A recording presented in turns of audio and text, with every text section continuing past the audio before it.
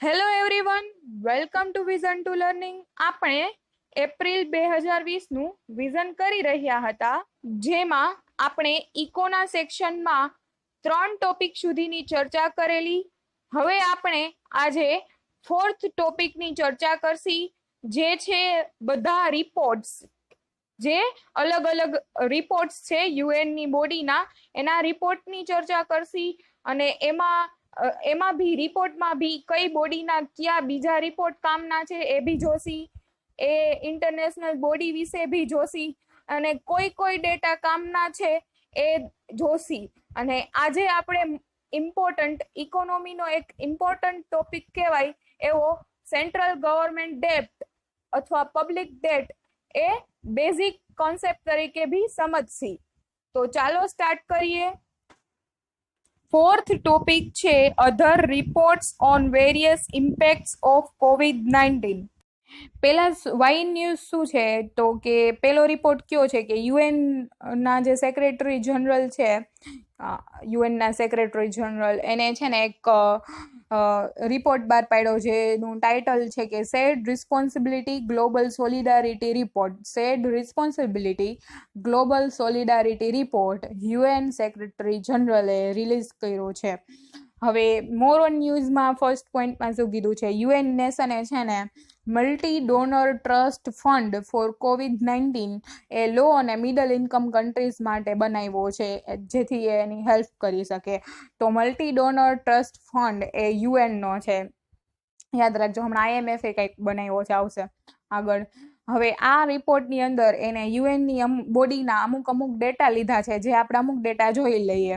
અત્યારે ILO એ એમ કીધું કે 25 મિલિયન જોબ છે એ ઇરેડિકેટ થઈ ગઈ, વહી ગઈ. 25 મિલિયન જોબ છે જ નહીં. યુનાઇટેડે એવું કીધું કે 30 to 40% છે ને FDI જે ફોરેન ડાયરેક્ટ ઇન્વેસ્ટમેન્ટ છે એમાં ડાઉનવર્ડ જશે. એટલું બધું સારું FDI નહીં આવે એમ.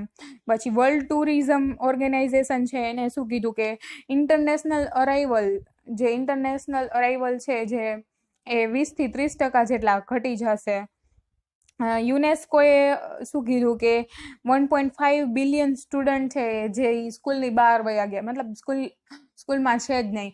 આ પ્રોબ્લેમ ત્યારે પડશે કે જ્યારે ફરીથી સ્કૂલ રિવાઇવ થશે, ત્યારે જે અમુક પુઅર ઓફ ધી પુઅર સેક્શનના ચાઇલ્ડ છે એનો વળી પાછો ગ્રોસ એનરોલમેન્ટ રેશિયો આપણા જેવી કન્ટ્રીમાં ફરીથી એટલો ને એટલો લઈ આવવો એ બહુ વધારે વહમું પડશે.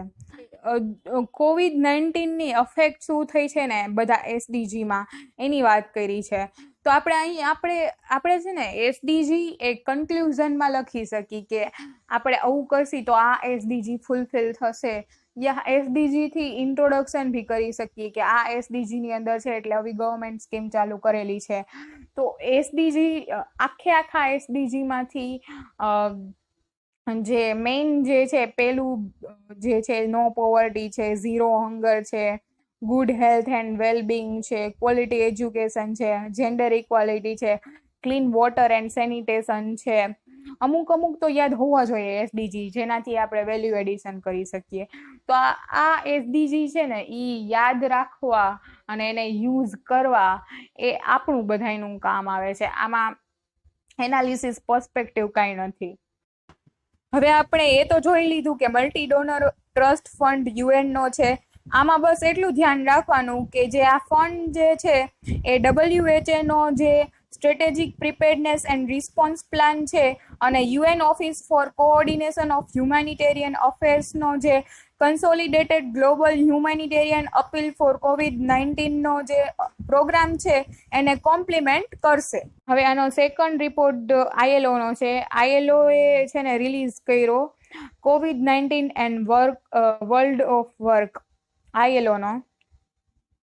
ILO monitors COVID-19 and world of work. આ ધ્યાન રાખજો, ILO નો કયો report, COVID-19 and the world of work. હવે આના કી ફાઇન્ડિંગ જોતા પહેલા આપણે ILO વિશે જોઈએ કેમ કે આપણા માટે ઇમ્પોર્ટન્ટ આયેલો છે. હવે આપણા માટે આપણે જોઈએ ને તો છે ને ક્લાસ 3માં છે ને ડાયરેક્ટ ક્વેશ્ચન આવે. જ્યારે મેં તમને કીધું કે જીપીએસસી ક્લાસ 1-2 છે એ છે ને હવે યુપીએસસી તરફ જાય છે, તો યુપીએસસીમાં છે ને ડાયરેક્ટ ક્વેશ્ચન ઓછા આવે અને શું કરે, મિક્સ કરે કરંટ અફેર્સ પ્લસ તમારા બેઝિક્સનું. તો આઈએલઓ ના રિપોર્ટ તો પૂછે જ છે યુપીએસસી કોઈ એક ઇન્સ્ટિટ્યુશનનો, એક ક્વેશ્ચન હોય જ છે, પણ એ ન્યૂઝમાં હોય કાં તો એ ઇન્ટરનેશનલ બોડી વિશે પૂછી લે તો નાનો કહેવાય, તો આ એક સ્ટેપ અહેડ કહેવાય. એટલા માટે આપણે આઈએલઓ જોઈ લઈ. એ છે એ યુએનની સ્પેશિયલાઇઝ્ડ એજન્સી છે જેનું હેડક્વાર્ટર જીનીવા સ્વિટ્ઝરલેન્ડમાં છે. અને એ છે ને ત્રણ જણા જે છે એને ભેગા લાવે છે, ગવર્મેન્ટ એમ્પ્લોયર્સ અને વર્કર. આ ત્રણેયને ભેગા લાવવાનું કામ કરે છે અને 187 મેમ્બર છે. અને આ 1919માં ટ્રીટી ઓફ વર્સાઇલની અંદર ક્રિએટ થઈ હતી આઈએલઓ. અને આઈએલઓના બીજા 3 ઇમ્પોર્ટન્ટ રિપોર્ટ ક્યાં છે, મે બી જે ન્યૂઝમાં ન હોય ને એ ઘણીવાર યુપીએસસી કેવું કરે છે, બહુ ઝાઝું ન્યૂઝમાં હોય ને એ ન્યૂઝ ઇગ્નોર કરીને જે બહુ ઓછું ન્યૂઝમાં હોય એ પૂછે. તો મે બી આઈએલઓ ન્યૂઝમાં છે તો એના બીજા બી રિપોર્ટ પૂછી શકે. હું એમ નથી કહેતી પૂછે જ, પણ આપણે જાણમાં હોવા જોઈએ. કયો છે? World employment social Outlook, global veg report, world social protection report. આટલા છે. આપણે કેવું કરાય કે આપણે એક સીટમાં છે ને ઇન્ટરનેશનલ બોડી અને એના રિપોર્ટની અલગ સીટ બનાવી લેવાય. અને કોઈ અમુક જે ડેટા હોય આપણને સારા લાગે એ રિપોર્ટના, એ બી લખી લેવાય જે આપણને આન્સર રાઇટિંગમાં કામ આવે. બીજું શું કીધું છે કે એન્ટરપ્રાઇઝ એટ રિસ્ક. હવે એન્ટરપ્રાઇઝ છે એને હાર્ડેસ્ટ હિટ લાગ્યું છે કે એને મેન્યુફેક્ચરિંગના, એના સેલમાં, આ બધામાં એને લાગ્યું છે. જો હવે એ રિસ્ક કેટલું છે તો કે જો 30% of national GDP on an average. તો આ એક ડેટા સારો છે જે તમે યુઝ કરી શકો. અને કેટલી 436 મિલિયન એન્ટરપ્રાઇઝ આખા વર્લ્ડ વાઇડમાં છે જેને રિસ્ક કહેવાય ને કે બહુ રિસ્ક થયું છે. COVID-19 થી બહુ હાર્મ થયો છે, બિઝનેસ લોસ થયો છે. Informal economy. હવે જો આમાં આખા વર્લ્ડ વાઇડનું એને જે ડેટા દીધો છે ને આપણા માટે એટલો બધો કામનો નથી કે આખા વર્લ્ડમાં 2 બિલિયન પીપલ જે છે એ ઇન્ફોર્મલ ઇકોનોમી છે. મેં તમને ઉપર જ વાત કરી કે ઇન્ફોર્મલ ઇકોનોમી હોય એને લીધે જે સિક્યોરિટી હોય, જે વર્ક સિક્યોરિટી ના હોય, સેલેરી સિક્યોરિટી ના હોય, કાંઈ સિક્યોરિટી ના હોય. એટલે જે ઇન્ફોર્મલ ઇકોનોમી ને લીધે ડાઉન ટ્રેન્ડ આવવા માંડે, એમ ફોર્મલ ઇકોનોમી એ ડાઉન ટ્રેન્ડ થવા માંડે ને ઓવરઓલ ઇકોનોમીને આપણને હિટ કરે. હવે એમાં એને વુમન છે એ હાઈ રિસ્ક ઉપર કીધું છે એને કે ઇન્ફોર્મલ ઇકોનોમીમાં છે ને 42% વુમન વર્ક કરે છે કમ્પેર ટુ 32% મેન. કે ઇન્ફોર્મલ ઇકોનોમીમાં ઝાઝી પડતી મહિલાઓ કામ કરે છે એમ કીધું છે એને. તો આ એક ડેટા સારો છે જે આપણે યુઝ કરી શકીએ. પછી earning of informal workers are estimated decline 60% globally. આ વળી પાછો ગ્લોબલી ડેટા છે કે 60% ઇન્ફોર્મલ વર્કરનો અર્નિંગ છે એ ડાઉન જશે. આ બી ઓમ જોઈ તો સારો છે એમ. એટલે આ બી એક સારો છે ડેટા જે આપણે યુઝ કરી શકીએ. આમાં આટલું જે છે એ લેવા જેવું હતું. હવે આ 4th ટોપિક જે છે યુનાઇટેડનો, એમાં એને છે ને પબ્લિક ડેટની વાત કરી છે. તો હું વાળીએ ઘડીએ પબ્લિક ડેટ એવું બોલીશ. તો આપણે પહેલા છે ને આ રિપોર્ટની ચર્ચા કરીએ એ પહેલા પબ્લિક ડેટ શું હોય, સેન્ટ્રલ ગવર્મેન્ટનું ડેટ શું હોય એ સમજી લઈએ, જે આપણા બેઝિક પાર્ટ છે.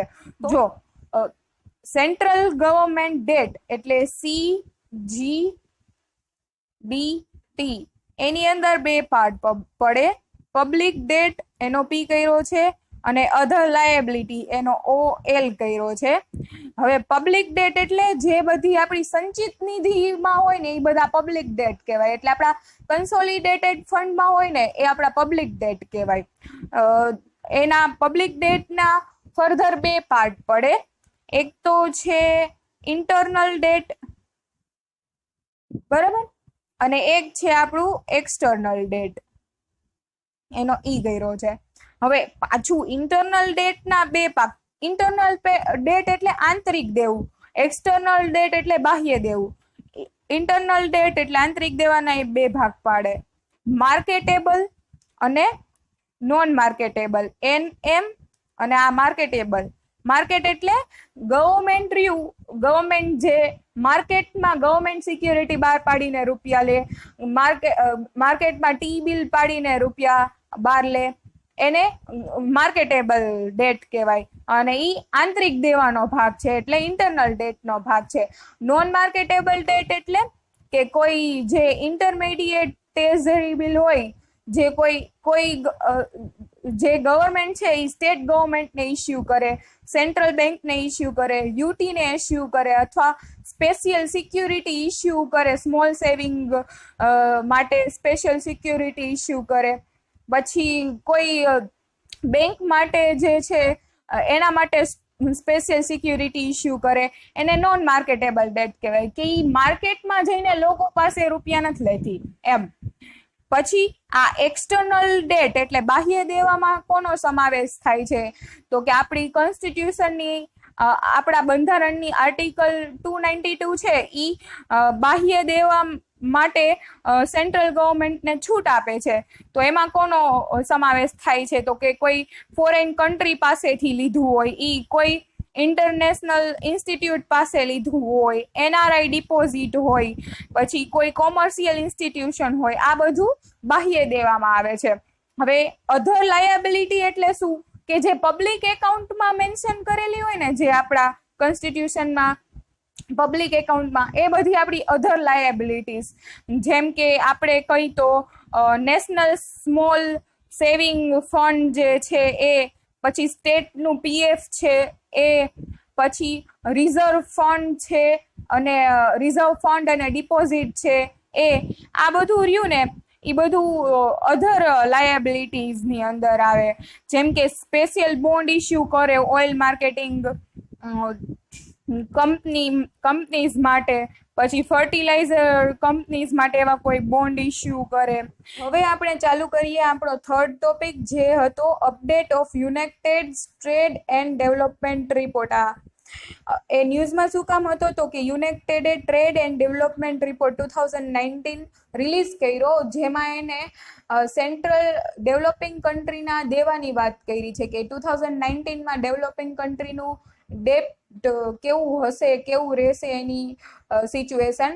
એટલે એના જ કન્ટેક્સ્ટમાં આપણે સેન્ટ્રલ ગવર્મેન્ટ ડેપ્ટ, સેન્ટ્રલ ગવર્મેન્ટનું દેવું એ સમજ્યા, અને પબ્લિક ડેપ્ટ ને એ બધું સમજ્યા. તો ચાલો પહેલા યુનાઇટેડ વિશે જાણી લઈએ. તો યુનાઇટેડ એટલે United Nations conference on trade and development. આ ફર્સ્ટ પોઈન્ટમાં છે કે યુનાઇટેડ એ પરમનન્ટ ઇન્ટર ગવર્મેન્ટલ બોડી છે, જે UNGA એટલે UN નેશન્સ જનરલ એસેમ્બલી દ્વારા બનાવવામાં આવી 1964ની અંદર, જેનું હેડક્વાર્ટર જીનીવા સ્વિટ્ઝરલેન્ડમાં છે, જેના 195 મેમ્બર છે અને ઇન્ડિયા બી સામેલ છે. અને એ UN સેક્રેટરીએટનો પાર્ટ છે. એના બીજા કયા રિપોર્ટ કામના છે, તો કે world investment report, commodities and development report, digital economy report, the list developed countries report. આ બીજા રિપોર્ટ છે યુનાઇટેડના. હવે આમાં એને કેની વાત કરી છે, જે આ ઉપરના ડેટા છે એ એટલા બધા આપણા માટે કામના નહીં.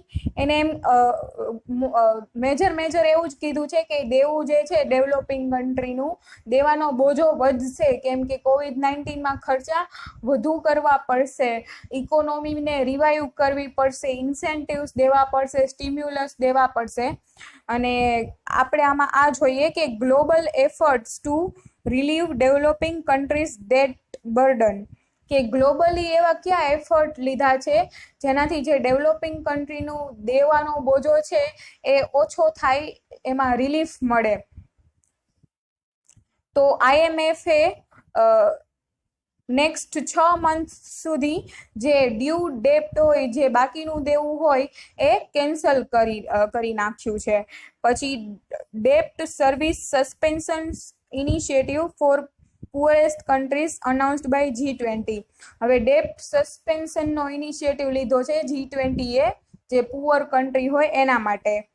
પછી આ પોઈન્ટમાં કીધું છે IMF અને વર્લ્ડ બેન્કે એવું અનાઉન્સ કર્યું કે જે લેન્ડિંગ ફેસિલિટી એટલે કે જે કન્ટ્રીને વધુ રૂપિયા જોતા હોય COVID-19માં એ લઈ શકશે IMF અને વર્લ્ડ બેન્ક પાસેથી.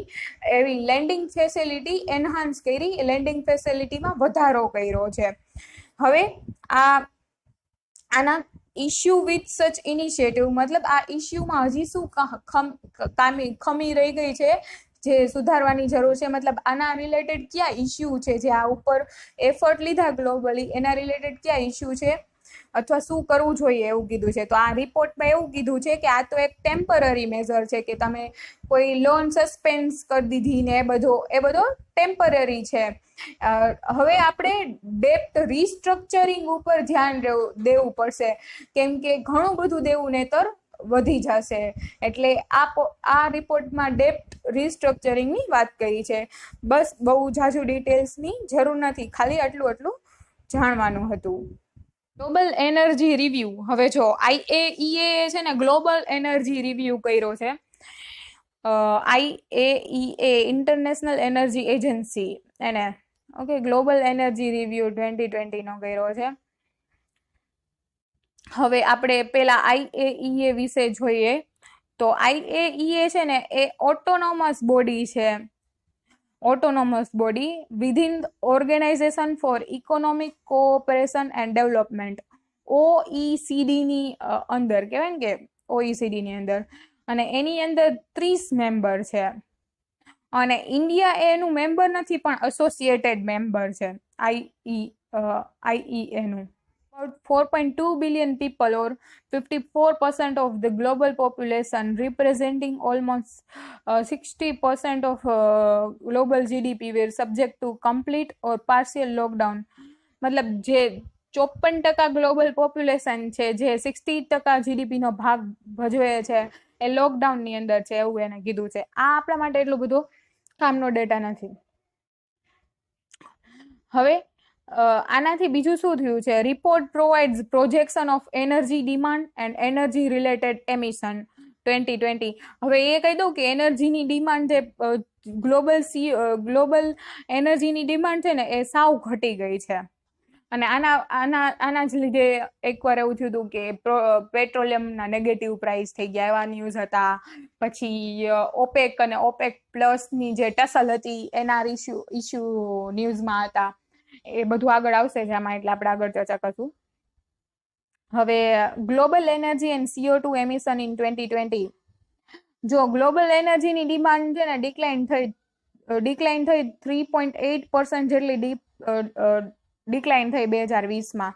તો આ એક ડેટા સારો છે જે તમે યુઝ કરી શકો છો કે એનર્જીની ડિમાન્ડ આટલી ડિક્લાઇન થઈ. ઓમ તો આપણે જનરલ લખી શકીએ કે ડિક્લાઇન થઈ. પછી બીજું શું, ઓઇલ એવરેજ ઓઇલ પ્રાઇસ છે એ ઘટવા માંડ્યા, કેમ કે પ્રોડક્શન બહુ વધુ હતું એનું. હવે IEA એક્સપેક્ટ કર્યું છે કે હજી ફેલ થશે ઇલેક્ટ્રિસિટીની ડિમાન્ડ.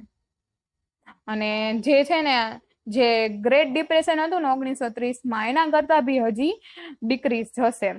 ઓકે, તો આજનો આ આપણો લેક્ચર અને ટોપિક અહીં જ પૂરો થાય છે. કાંઈ બી સજેશન હોય તો પ્લીઝ કમેન્ટ સેક્શનમાં લખજો. અમે વિઝનના વિડીયો લેક્ચર સિરીઝની સાથે સાથે A to Z વોકેબ્યુલરીની બી વિડીયો લેક્ચર સિરીઝ સ્ટાર્ટ કરી છે, જે પ્રોનાઉન્સિએશનમાં ઇમ્પ્રુવમેન્ટ બી લઈ આવવામાં હેલ્પફુલ થશે અને ગ્રામરમાં બી હેલ્પફુલ થશે. એની લિંક તમને નીચે ડિસ્ક્રિપ્શન બોક્સમાં મળી જશે. જો આ વિડીયો તમારી પ્રિપેરેશનમાં હેલ્પફુલ થયો હોય તો please like, share and subscribe our channel. Thank you for watching this video.